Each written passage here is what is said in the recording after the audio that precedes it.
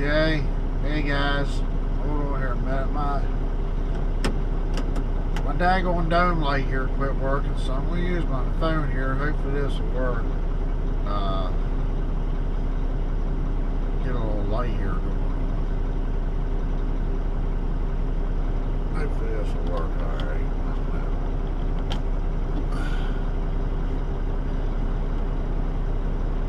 Get that thing bright. My daggone hat on here. You ain't going to be able to see my face. Oh well, you don't need to see my face anyway. That's bright.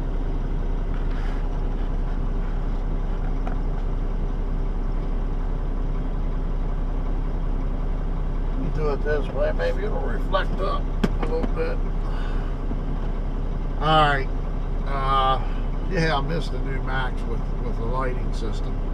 This whole one here, I mean, it's got one here in the center. Something's going on with the ground on it, I guess, is what's going on. It'll work. And like the last 2 days, it's worked fine. Now all of a sudden, I was sitting there doing my paperwork, it quit working. But wanted to touch on something here. A couple of guys I follow on YouTube. I'm not going to say no names because, as far as I know, I'm subscribed to these people, but they. Oh, shoot!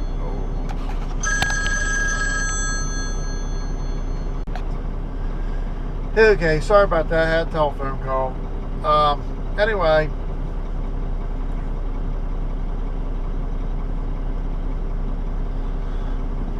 What I started to say, there's some people on YouTube that I follow, but I don't know if any of them really watching my videos. And there is one, I'm going to mention his name, and I think we're cool with one another. And of course, I ain't talked to him in a while, but he and Hannah, he's an owner-operator, he seems to be doing really good. Enjoy his videos when I get time to watch all of them. I'm kind of on this amusement park kick here right now, is what I've been watching on YouTube more than the trucking stuff. You know, trying to figure out where I'm going to go this summer for amusement parks, if I can afford to, because I didn't go last year. But anyway, that's something else. Noticed here, seems like, I guess this must be more or less one of the New Year's resolutions or something. For a lot of guys seem to be getting into wanting to be owner-operators. And those of you that do watch my videos, you probably get tired of hearing me say it. I want to be an owner-operator. I really do. I really, really, really do. A lot. But I'm going to tell you what works against me. Everything, in my opinion, to buying a truck, there's a catch-22 to everything. I mean, there's always hidden costs. You pay more for the truck than what it's worth. And I have a lot of friends that are owner-operators slash ex-owner-operators slash I do have a few owner-operators. And I don't know if you can see it or not, but this truck right over here, I'll turn my headlights on, maybe you'll be able to see it. You probably can't. But anyway, that truck right there, that guy right there has got a 1995 W900 Kenworth. He makes good money, does real good. But paid, I think, 14 grand for it. But he's already got well over 45 grand into the truck. And there's where I think a lot of people don't realize. You go in as a low budget, you're going to spend money in your truck. A lot of money.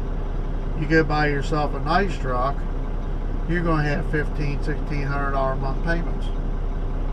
Just that simple. Buy a new one, you're probably going to have about $2,500, $2,600, $2,700 payment. The bottom line, everyone that I have talked to that's been an owner-operator in the past has told me the only way you're going to make good money is go out there and pound that pavement for weeks at a time. Forget your family. Forget about all that stuff. Go hit the pavement. I know there's other people that does specialty loads and this, that, and the other. And, you know, they make real good money. And, you know, there's always an exception to the rule, just like me. I drive for a company right now. I really like my job. I'm okay with what I do. I have a lot of freedom, but I don't make a lot of money. I know other people that work the same schedules as I do that don't have the freedom. They're told what they're going to do. They're told when they're leaving, and this, that, and the other. But yet they make $400 or $500 more a week than I do. So, and yes, I am looking for a job because I'm tired of starving to death. But the whole daggone buying a truck thing is this. I got a point here. I just watched a video. The guy was saying about $10,000 was about the minimum you need to get started in buying your own truck. Okay, take that number, and I don't have anything like that to start a truck. That truck driver I just pointed to, that man thinks I can get started with nothing. No disrespect to him, he's a friend of mine. I'm not doing that. I'm not selling my soul to own a truck. But let me back up, because I got a little off course there. Most people that I've talked to, including that man right there, made somewhere between $120,000 to basically $200,000 a year, and I was pretty much staying fairly local. You know, maybe going a night or two, but for the most part, home every night, and that's damn good money. I'm not going to say that's not, but their take after they paid their taxes, their fuel, their insurance, maintenance, breakdowns, everything that goes along with taking care of that machine to keep it running. Most of them said after all that was said and done, people that keep up with their paperwork properly, most of them said they were right around $60,000 to $70,000. Well, let's do the math on that. I got a job that I don't make a lot of money, and I make about 45 here. I make just as much money, if not more, than a lot of people work factories. Okay? And I'm not happy with what I make here. I think I'm really, really underpaid. However, here's the deal. I'm looking to get another job. And that man that I talked to showed me his year to date last week. He had one more check. Well, I take that back. It's a week and a half ago. He had one more check, he said, on his pay period for the end of the year. And he was at 78, working 5 days a week, 12-hour shifts. So, that's my point. Why do I want to make the same money and have all them headaches hanging over my head? That's where I'm at with it. And another thing, people's opinions of money is different. My opinion, if I can work for a company and I can save $10,000 a year, $10,000 back a year, plus have 401k, medical, dental, and vision, maybe, you know, safety bonuses, you know, just some different perks that the companies will throw out there to you. And I'm still be able to put $10,000 a year back. Why in this world would you ever think about buying a truck? You can take that $10, $20, $30,000 you have saved up and buy a truck and get out here and not know what you're doing and be gone. Be gone in a matter of a month. Gone.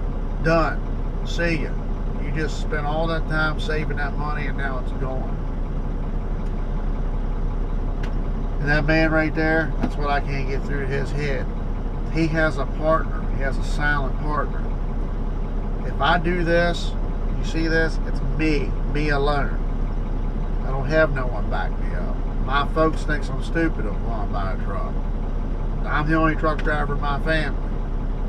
But they think I'm stupid, you know, to want to do that. But I mean, they support me, but they ain't going to support me financially. So if I ever decide to do it, I'm totally on my own. I mean, the only person I got that supports me and tells me that they think I do good at it to go for it, besides this guy here, is my son. Of course, his words are, Dad, do whatever makes you happy. Don't be negative. Just go for it. Well, there's a reason why I don't just go for anything. I used to just go for everything. It took me about 7 years to dig myself out of financial debt. And I'm still flirting with that freaking big old hole I was in. I got myself out of it, but I still got my toes dangling in that sucker. So, anyway, that's my little rant. And I'm sorry if there's any guys out there that feel that I'm trampling on toes about owner-operators. I'm not. I mean, that's awesome. I mean, I really, really, really, really wish that I could do it. And I think I can in time. But there's a lot of things about an owner-operator that companies give you that you seem to overlook. Paid vacation. Like right here. This out here, I don't make a lot of money. But I make $1,000. They pay me $1,000 to take 5 days off. Owner-operator, what are you going to do? I realize owner-operators, a lot of times, most of your days, you make somewhere between $7,000 and $1,000, maybe $1,200 if you're on with good people. But I don't know. I mean, I may be wrong. I'm talking about something I ain't ever done, but I know enough people that has done it. Now, if you're in a situation where you can get a truck and get it paid for, buy it straight out, and you ain't got that payment hanging over your head, well, I mean, you know, that's a whole different scenario right there. You know, I mean, that's the same as me right now. I ride around vehicles 10, 12 years old, personal vehicles. People's like, what's wrong with you? Why don't you buy a new vehicle? Why? That 2002 Yukon I got, I'm making payments on it. I just bought it, but I only set up for 24 months, 200 bucks, something like that.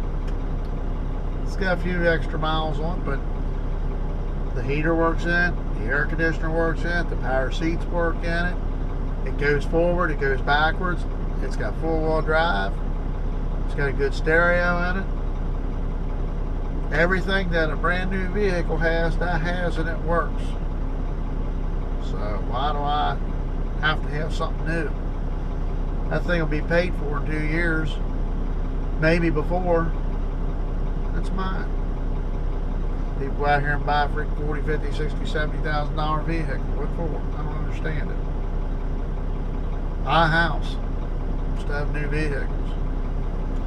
Anyway, I'm getting carried away with this. I'm going the wrong way with it here. That ain't what it's meant to be. It's just kind of my opinion. Don't really mean nothing. Again, owner-operators, you know, my hat's off to you. You know, I wish I could do it, but right now I can't. Might seem like I got a little bit of a chip on my shoulder because of it, and really I don't. I mean, I've played with this for about 2.5 years now, 3 years, going on 3 years. And I was one of these guys too that had a key right in my hand. All I had to do was sign on the dotted line and the truck was mine. I backed away. I got scared. I mean, There is one thing I will say that a lot of people forget about that I don't. All that stuff I talk about, all that overhead and everything, I mean, if you keep your head on straight, in a couple of years, 24 months, 36 months, 48 months, whatever it is, maybe 60 months. I don't know how far they go with a big truck. But I mean, if you keep your head on straight, I will say this. In somewhere between 2 and 5 years, the truck's yours is paid for. I mean, unless you're running 250,000 miles a freaking year,